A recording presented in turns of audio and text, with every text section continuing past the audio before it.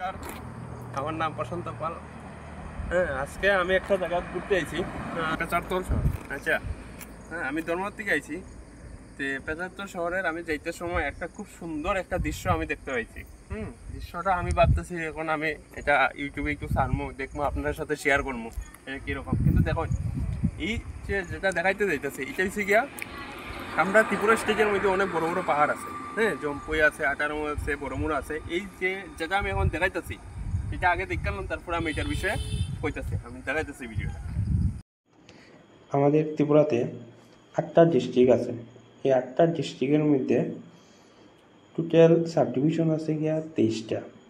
আর এই 23টা সাব ডিভিশনের মধ্যে 59 যে ডিস্ট্রিক্ট আছে, 59 ডিস্ট্রিক্টের মধ্যে পড়ছে গিয়া 2টা সাব ডিভিশন।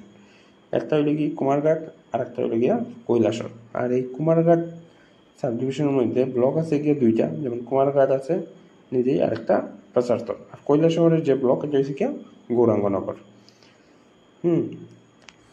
আমরা যে এখন এই পাহাড়টা দেখতেছি, এটা হচ্ছে এই জম্পু হিলেরই একটা রেঞ্জ। এটা সূর্যের আলো পড়ায় এখন এটাকে আরো মানে খুব সুন্দর লাগে, অসাধারণ লাগতেছে। এখন এটাকে দেখতে আরো সুন্দর লাগে। রাজ্যের মধ্যে অনেক বড় বড় পাহাড় আছে, সুন্দর সুন্দর দৃশ্য আছে। হ্যাঁ, জম্পু এইখানের মধ্যে সবচেয়ে বড় একটা পাহাড়, যেটা ত্রিপুরার মধ্যে সবচেয়ে, জম্পুর মধ্যে বেতিলিং শিব আছে। হ্যাঁ, জম্পুর যেটা উচ্চতম শৃঙ্গ কয়। হ্যাঁ, এই পাহাড়গুলোই আমি কই আপনার সাথে একটু দেখাই। হ্যাঁ, সুন্দর আছে ত্রিপুরা।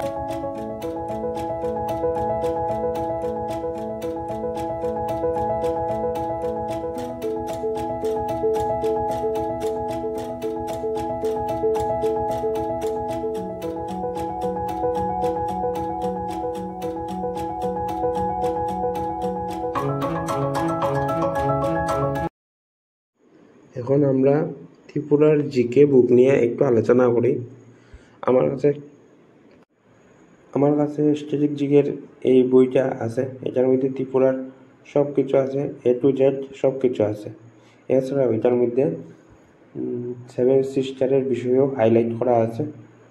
সব কিছু A to Z দেওয়া আছে বইটার মধ্যে। বইটা পড়তেও ঠিক আছে, ভালো আছে। যদি কেউ লাগে তা আমার হোয়াটসঅ্যাপে কন্ট্যাক্ট করিও।